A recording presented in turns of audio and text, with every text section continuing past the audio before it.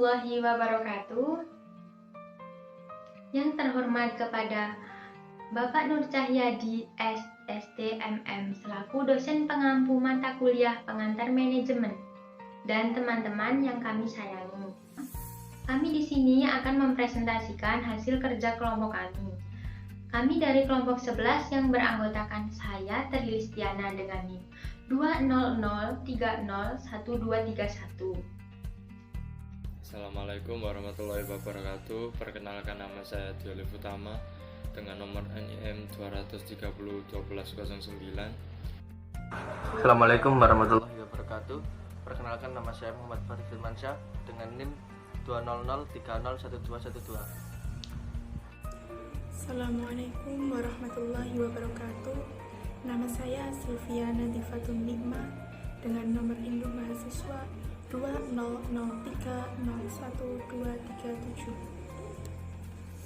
Assalamualaikum, perkenalkan nama saya Anissa Fitri dengan NIM 200301249.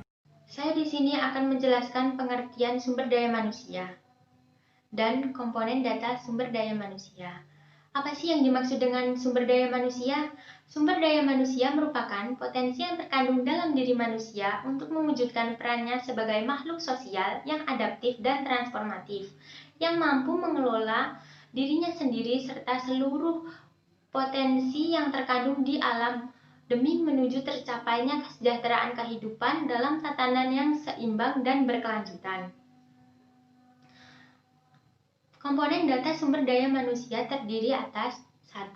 Kualitas pekerjaan dan inovatifnya, 2. Kejujuran dalam bekerja, 3. Kehadiran dalam bekerja, 4. Inisiatif dan kreatif, 5. Keandalan dalam bekerja, 6. Pengetahuan dalam bekerja, 7. Tanggung jawab dalam bekerja, 8. Pemanfaatan dalam bekerja.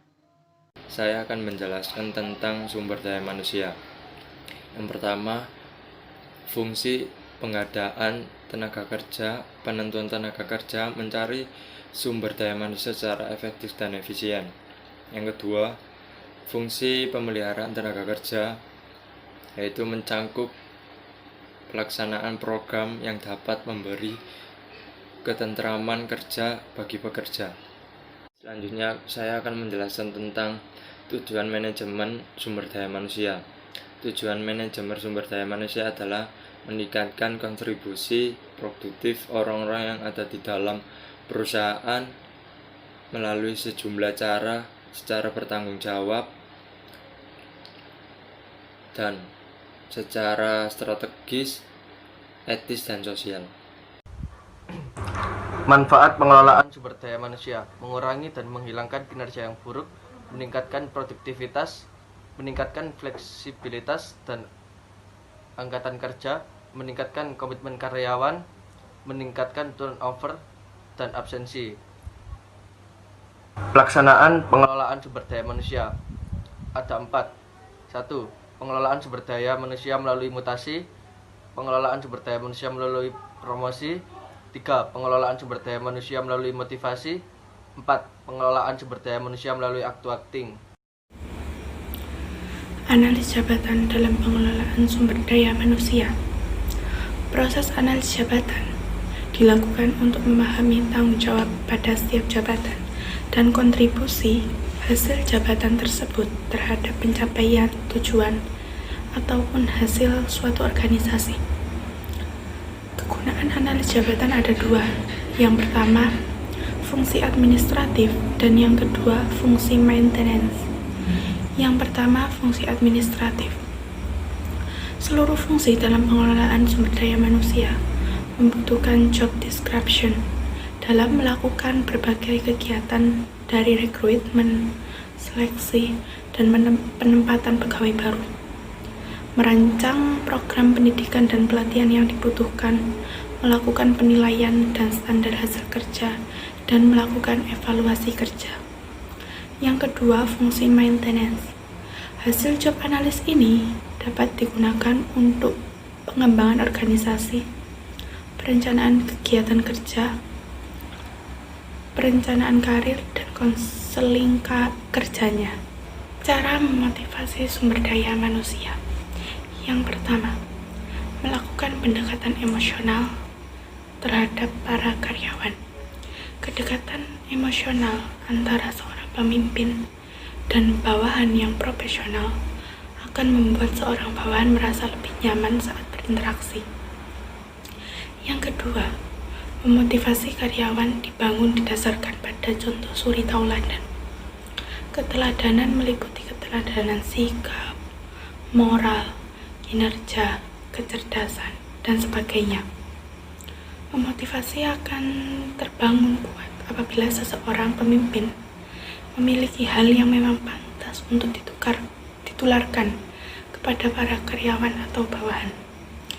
Yang ketiga, melibatkan karyawan atau bawahan untuk memberikan usul, ide, saran maupun gagasan bagi pembangunan sebuah perusahaan. Motivasi karyawan akan terbangun apabila ia diberi kesempatan untuk menyampaikan ide, gagasan, ataupun saran yang membangun bagi perkembangan perusahaan. Bisa jadi usul maupun gagasan mereka itu lebih cemerlang. Cara memotivasi sumber daya manusia. Yang pertama, melakukan pendekatan emosional terhadap para karyawan. Kedekatan yang baik antara pemimpin dan bawahan akan membuat seorang bawahan merasa lebih nyaman. Kenyamanan akan membuahkan rasa cinta terhadap perusahaan. Yang kedua yaitu motivasi karyawan dibangun didasarkan pada contoh suri tauladan. Motivasi akan terbangun apabila seorang pemimpin memiliki hal yang pantas untuk ditularkan kepada para karyawan. Yang ketiga yaitu melibatkan bawahan atau karyawan untuk memberikan usul, ide, dan saran bagi pengembangan sebuah perusahaan. Memberikan kesempatan menyampaikan ide, saran, dan gagasan juga akan membuat kualitas sumber daya manusia semakin berkembang. Yang keempat yaitu menjelaskan visi misi, tujuan, serta misi mulia apa sebenarnya yang ada di perusahaan untuk masyarakat. Pelayanan bisnis yang baik terhadap konsumen perlu dibangun pada karyawan agar motivasi karyawan dalam bekerja tidak hanya untuk kepentingan pribadi, namun juga untuk manfaat kehidupan masyarakat. Yang kelima yaitu pelatihan manajemen. Tujuan diadakan pelatihan yang diselenggarakan organisasi atau perusahaan terhadap sumber daya manusia karena menginginkan adanya perubahan dalam prestasi kerja sumber daya manusia sehingga dapat sesuai dengan tujuan perusahaan. Yang keenam, kondisi kerja. Kondisi kerja merupakan salah satu faktor yang dapat memengaruhi motivasi karyawan.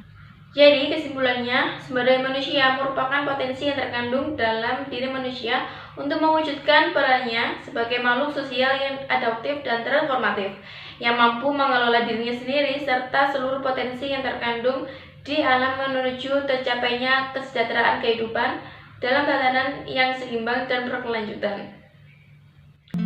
Sekian presentasi dari kami. Apabila ada salah kata, kami mohon maaf. Dan terima kasih atas perhatiannya. Jangan lupa